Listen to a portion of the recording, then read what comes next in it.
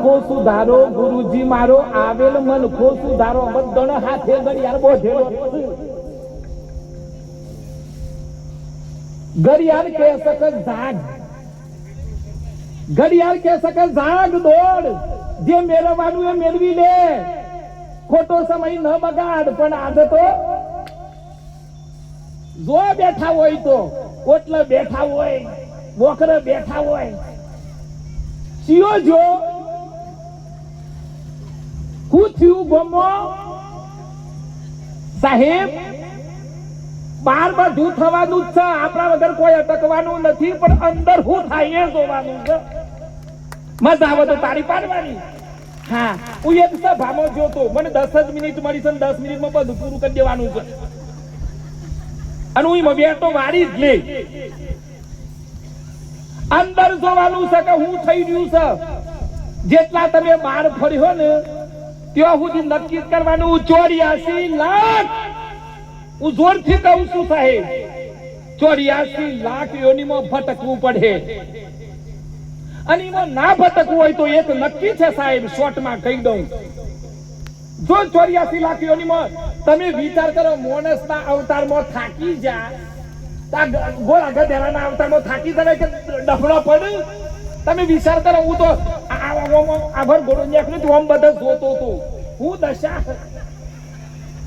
આપણે જોતા જ નથી આ કૂતરો આ ભેહો ને આ બધું તમે જુઓ હું દશા છે આપણે તો ઉપર એસી પંખા ફરી એસી મુકાઈ દી રૂપાનું ગોદરું ઓઢીને હુઈ જઈએ બધી વ્યવસ્થા આ કોઈ પ્રાણીઓની વ્યવસ્થા છે અને આટલી બધી વ્યવસ્થા છે ઈશ્વરે આપી તો ઈશ્વરને યાદ ભગવાન છેલ્લે સુધી મારું જેને ભગવાને જે કઈ આપ્યું છે હું કરવા આલ્યું છે અલ્યા તને ગાડી ને બંગલા ને હારી ઘરવાળી હારો સોરો ને હાહુ ને હારો આ જે કઈ આપ્યું છે હું કરવા આપ્યું છે તું મારું ભજન કરી એટલે આલ્યું છે પણ આ તો બધી વ્યવસ્થા થઈ ગઈ એટલું ગોદરું ઓઢીને હોઈ ગયા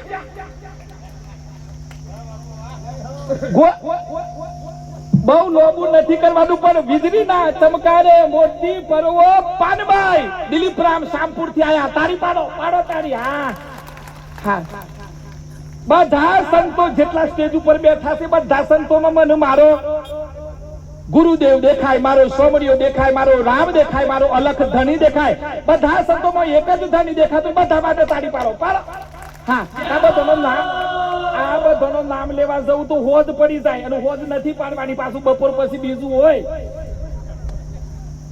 વીજળીના ચમકારે મોટી પરવો પાનબાઈ આ શબ્દ જિંદગીમાં ભેદ ઉપર લખી રાખજો વીજળીના ચમકારે મોટી પરવો પાનબાઈ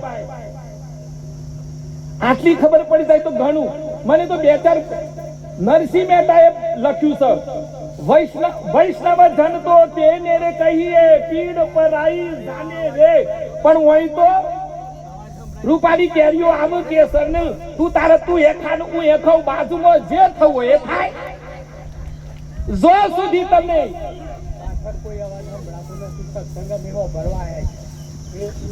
પાછળ અવાજ નથી સંભળાતો બેટા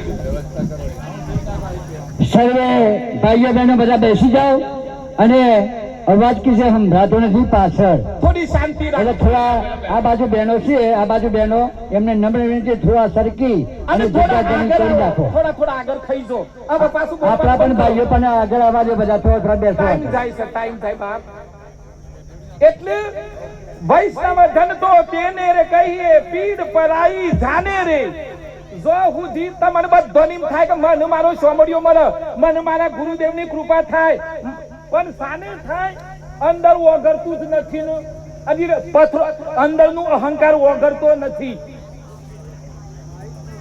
જો સુધી તમારી અંદરનો અહંકાર નહીં ઓગરે ત્યાં સુધી તમારા ઉપર ગુરુદેવની કૃપા નહીં થાય ઈશ્વરની કૃપા નહીં થાય અહમ ઓગાળવો હશે તો શું કરવું પડે કયો દરેક સમાજ જોડે તમારે ઓતપ્રોત થવું પડશે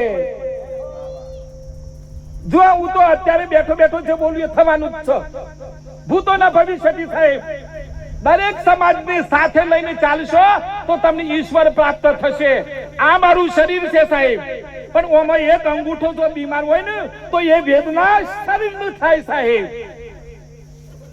એટલે એક નક્કી છે આપણે બધા સનાતન ધર્મના દીકરા છીએ, કોઈ પણ સમાજના હોય, પણ આપણે બધા મારો ભાઈ, મારા ગામનો ભાઈ, મારા સમાજનો દીકરો. સમાજ ભૂલી જો, એક નક્કી છે કે આપણે બધા એક જ ઈશ્વરના સંતાન છીએ. જો તમને જ્યારે એમ દેખાય કે મને બધામાં મારો ઘનશ્યામ દેખાય, મને બધામાં મારો રામ દેખાય, મને બધામાં મારો યોગેશ્વર દેખાય, મને બધામાં રામ દેખાય, મને બધામાં કૃષ્ણ દેખાય, તો સમજવાનું કે તમારી ભક્તિ પાકી સાહેબ. આટલું તો ઘણું થઈ ગયું. ચોમડાની ઓખોથી ના જોતા, જ્ઞાનની દ્રષ્ટિ જોજો. કૃષ્ણ ભગવાને 18 અધ્યાયમાં કહી દીધું છે. શું કીધું? કે હું દરેકમાં છું, અને આપણે બધા પૂજા પાઠ કરીએ, બધું કરો, પણ જ્યાં સુધી સાહેબ અંદર આપણે બધામાં રામ નહીં દેખાય ત્યાં સુધી કોઈ મેળ પડે નહીં. હવે આગળ પ્રકાશ, હવે જુઓ, હું જે બોલું એ મેં જે માન્યું ને જે અનુભૂતિ કરી એ જ કહું છું. ઘણા બધા સંતોષ, પણ પ્રકાશરામ બાપુને જોડે રહેવાની મજા. પ્રકાશરામ બાપુના મારે બી ઓછા સમયમાં ઓળખાણ થઈ. મારા ઘર બાવજી ખોટું કહેવામાં હું શરમ નહીં કરું, અને સત્ય કહેવું એ સંતોની ભાષા છે સાહેબ. પ્રકાશરામ બાપુ જોડે એટલું બધું જ્ઞાન છે કે સાહેબ તમારા અંદરના પ્રશ્નો જીવનના, અને સાહેબ મારા સોમરિયા સુધીના પ્રશ્નોના જવાબ મારા પ્રકાશરામ જોડે છે. અને હું દયાળ સાહેબને સાક્ષી રાખું છું સાહેબ, સ્ટેજ ઉપરના સંતોને સાક્ષી. એમની સુરતા પહોંચી ગઈ છે, અને એમની સુરતા પહોંચી છે ને એટલે જ આટલા બધા તમે જુઓ તો ખરો, આખા ગુજરાતમાં આ બધા વિડીયો ફરી વળ્યા સાહેબ. પ્રકાશરામ બાપુ, એમના માતાશ્રી આજે જે કઈ મેળાવડો કર્યો છે એમાં વિદ્યાબેન નું માટે તારી પાડો. હા, આ વિદ્યાબેન માટે હું કા તારી પર આવી? હું ધારથી મોઈ બેઠો ને, મોઈ આ બગીમાં હું તો કોઈ દી બેઠો નથી, પણ આજે બેહાડ્યો મને. અને આ બગીમાં બેહું તો મને બીક લાગે. બેહું પાછું બેહી જઈએ, પછી જવાબદારી વધી જાય. પણ વિદ્યાબા, તમે જોથી બગીમાં બેહાડ્યા ને તમે જે ભાવ આલ્યો ને સાહેબ, ઇતિહાસમાં સબરીને રામ મળ્યો સાહેબ. સબરી જેવી ભક્તિ, મીરા જેવી ભક્તિ, ઝાલાબાઈ જેવી ભક્તિ, વિદ્યાબેન તમને, તમારા પરિવારને અમે બધા જોરદાર તાળીઓથી વધાવી લઈએ છીએ. અને ભગવાન તમને બધી રીતે સુખી રાખે એ જ પ્રાર્થના. પ્રકાશરામ બાપુ જેવા ગુરુ જુઓ, ઈડર સંતોની ભૂમિ છે.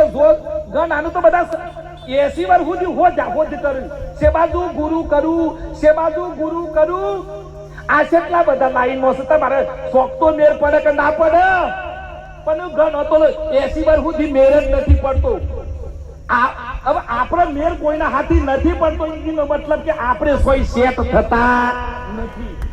અને જે સેટ નથી થતા એ બધા રાવણના વંશના.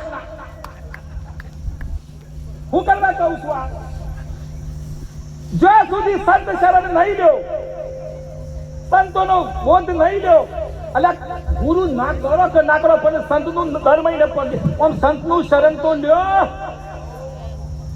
પણ આપણે તો નવરાજ નથી. અમને ઓમ થઈને નીકળો ને, એક ભાઈ બેઠેલા ગોલે જતું રહ્યું ને કોક, એ રીતે બેઠા હતા લ્યો.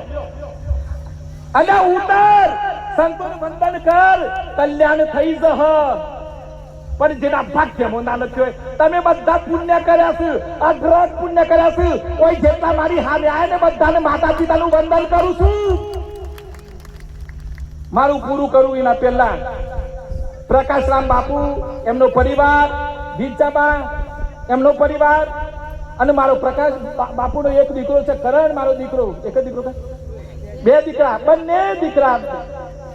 એવી સેવા કરું છું હું જોયું. આહા, પરાકાષ્ઠા સેવાની. તમે આપણે બધા અહીં આયા, પ્રકાશ બાપુના આમંત્રણથી આયા. એટલું હું અને તમે એક છીએ. એટલે આપણે તો ભગવાન સદગુરુને પ્રાર્થના કરે કે પ્રકાશરામ બાપુના એ આ આશ્રમ એક આ વડવાઈ છે ને વડવાઈ વડલાની એ વિશાળ થાય સાહેબ. અને બીજું આવતા જતા રહેજો, જે કોઈ પ્રશ્ન હોય તો સમાધાન કરજો.